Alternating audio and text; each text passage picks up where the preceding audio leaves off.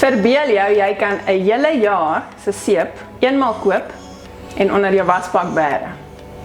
Met ons konsentrate is dit heeltemal moontlik. Dis reg.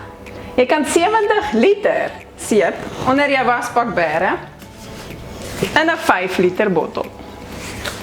Boonop kos hierdie seep heelwat goedkoper per liter en jy kan besluit watter sterkte om te gebruik. 'n Tip vir julle wat omgee oor die plastiek in die oseaan, soos ons. Wanneer jou konsentraatbottels leeg is, kan jy ons graag laat weet wanneer jy weer bestel en ons aanvaar die bottels terug om weer te gebruik. Hulle is sterk genoeg. So kom ek wys vir jou stap vir stap hoe werk ons verskillende konsentraatopsies. Jy benodig 'n spuitbottel. Jy kan 'n vol spuitbottel by ons koop en dan hervul wanneer hy leeg geraak het. Of jy kan sommer een of ander seep se leë spuitbottel gebruik. Konsentraat. Jy kan 'n 50 ml botteltjie of 'n 5 liter bottel gebruik. Die keuse is joune. En 'n groot pomp. Hierdie is opsioneel, maar dit werk baie lekker as jy die 5 liter gebruik. Koop dit aanlyn.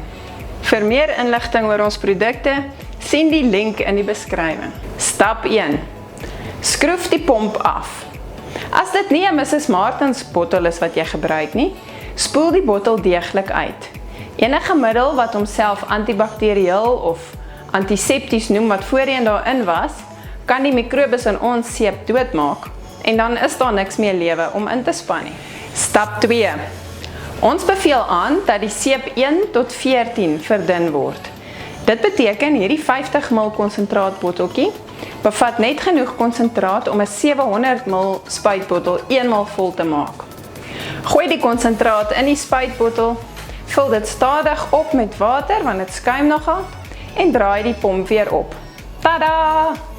Onthou asseblief dat hierdie seep alreeds sterk is. Jy kan dit net so op die blad spuit, maar jy kan dit ook nog heelwat verder verdun.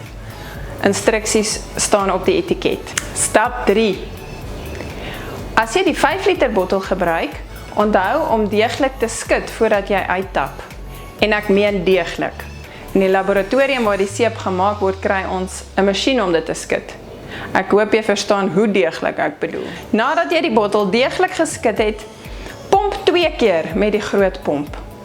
Elke pomp lewer 30 ml konsentraat, so jy kry eintlik 'n klein bietjie meer as die 50 ml wat standaard is. As jy 'n perfeksionis is, kan jy die 50 ml afmeet.